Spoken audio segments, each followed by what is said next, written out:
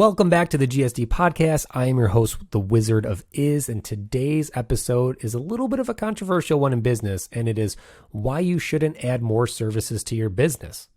So I know what you're thinking. Mark, how am I supposed to make more money if I can't add more services to my business? I agree. That's a very good question to ask. So in today's episode, I'm going to break down the advantages and disadvantages of adding more services or more offerings to your business, and why it actually can make you broke as opposed to making money. So let's jump in. This episode is a great follow-up to the What is Your Niche? Because in the What is Your Niche episode, I talked about broad equals broke, which means the more broad you are in your business, the more broke you are. Why?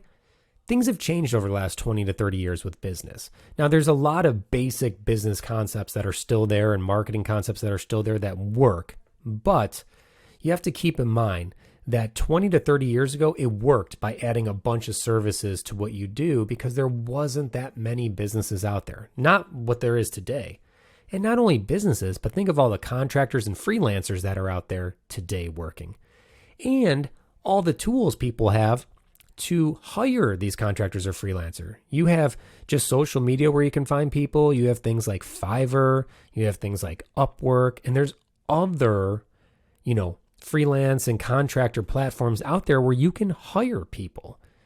So it's a lot easier to find somebody. When we look and try to hire people as a business, I know myself, when I'm looking to hire somebody for something I don't do, I'm looking for the best in their field, not someone who does everything.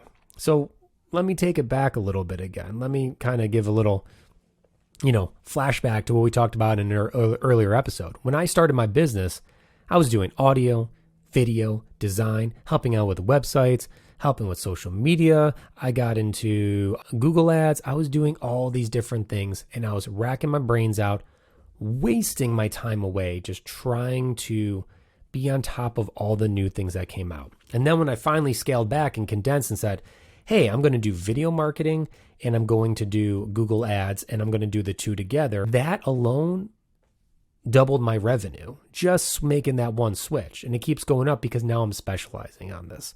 Let's talk about how there's advantages and disadvantages to adding more services or more offerings to your business. Because adding business, you might think, brings you in more money, but here's what you are missing. So first off, if you add a service to your business, you need more time now for mastery of this new service. So if you're a business owner right now, who's going to master this new service? Are you? I'm sure you're busy enough as it is. How are you going to add something new?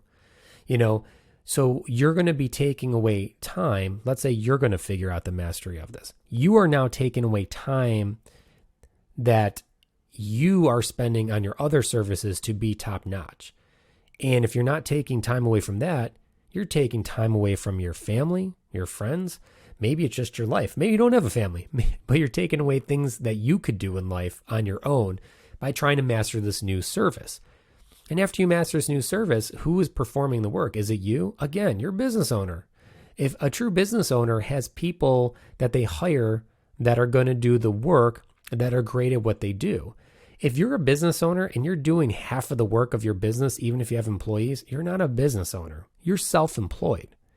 So a true business owner will build a great team around them, inspire their team, and get things working.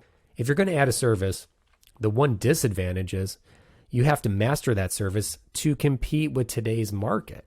So now you got to invest all this time, and you're either taking away time from your other services, yourself, or your family and friends. The next thing about adding a service is, do you hire someone to manage this new service? Do you hire, let's say, more account managers? Let's say you're somebody who provides multiple services. You can look at this like an agency. A lot of marketing agencies do more than one thing. There are some out there that are only Google Ads along with, one other thing because they coincide. But most agencies, they're like, oh, we do Google Ads, we do website hosting, we do social media, we do, press releases, we do this, we do that.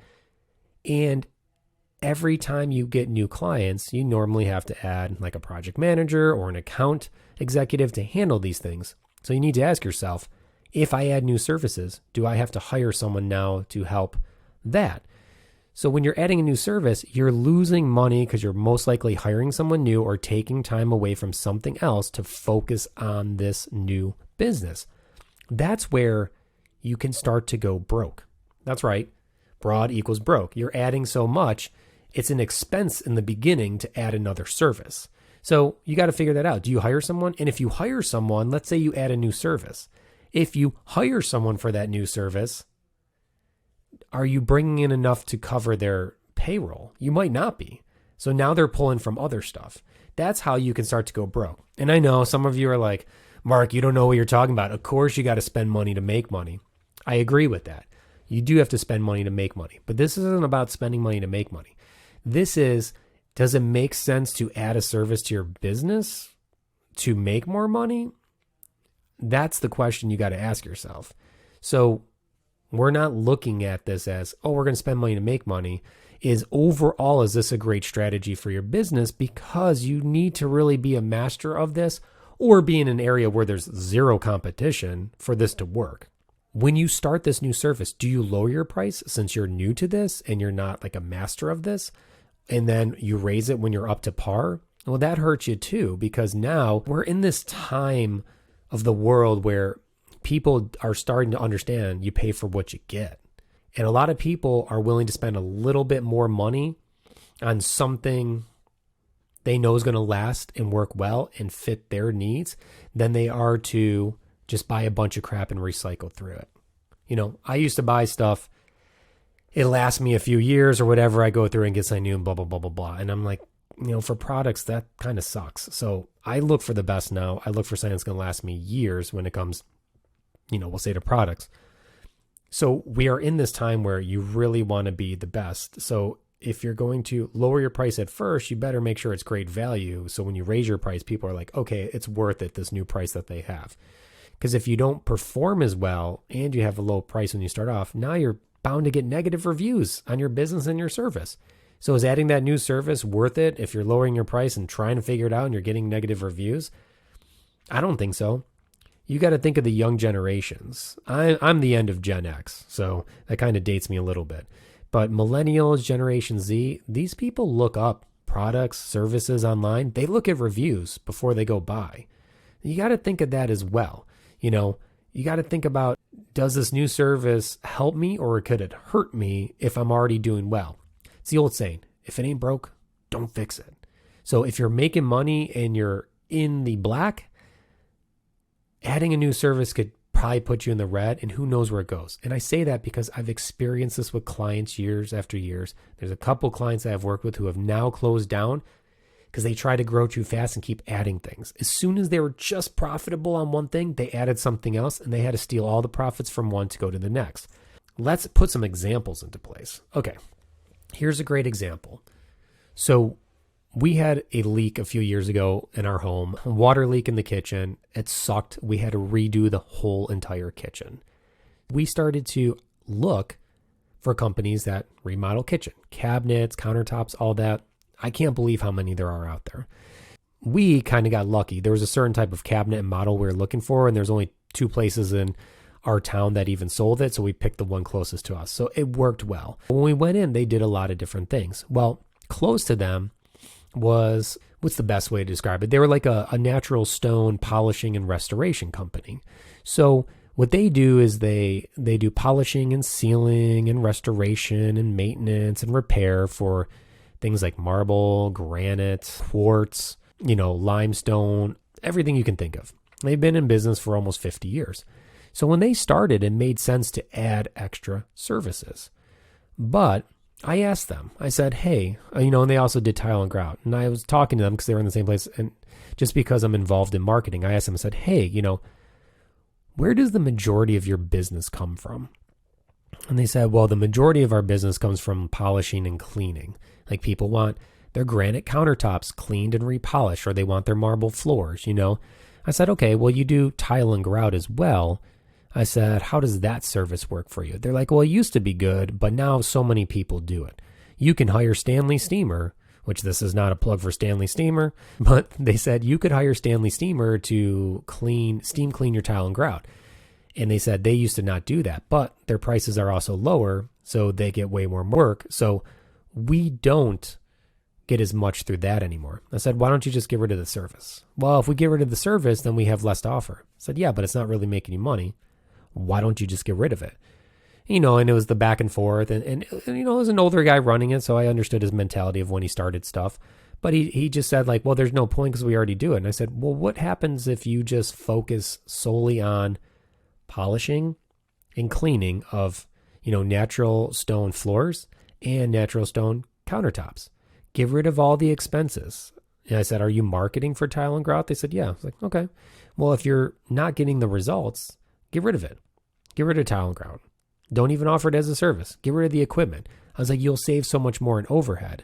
And then we went down the rabbit hole of why, that would hurt his business. He'd make less. And I was like, would you make less but have higher profits? I said, that's the difference. I said, there's a difference between your revenue and your profits and what your expenses are. I didn't pry or push, but it was a great example talking to him on how back then when they added more service, it was great. But even now, when more companies are doing the thing, they're not adjusting their model to be more of an expert in certain things to be the go-to. And that was my thing. I looked at them, I said, I know about 6 different companies in my hometown that does what they do. So it's really a matter of, at this point, reviews. Like if I were to pick one, like let's say I had to, polish my granite countertops, I would look at all 6 companies. I would look at the reviews of all of them. I would also look if any of them are running deals or any specials. And I would just kind of look at what has been the best result. So now it comes down to what's on your website, what are the type of reviews you have, who actually backs you, and if you're running a deal. So now you're competing against each other for the best deal. You shouldn't do that. If there was a company like, we are granite countertop polishers only, I'm calling them. You know what I mean? Like that's what I'm doing. So when you add more services, especially now, it can make you go broke because you might have to borrow from others. So you don't necessarily want to jump into like, yeah, let's add more services. We're going to make more money. Like, no, there's a lot to consider. You have to consider, do you have to hire more employees? What's the cost of the employees? What's the cost of the training? What's the cost of the mastery of that service? So don't just jump in and jump on anything that comes up and say, we're going to add this service. There's a lot of disadvantages to this. But at the beginning of the episode, I said, there's some advantages and disadvantages to doing this.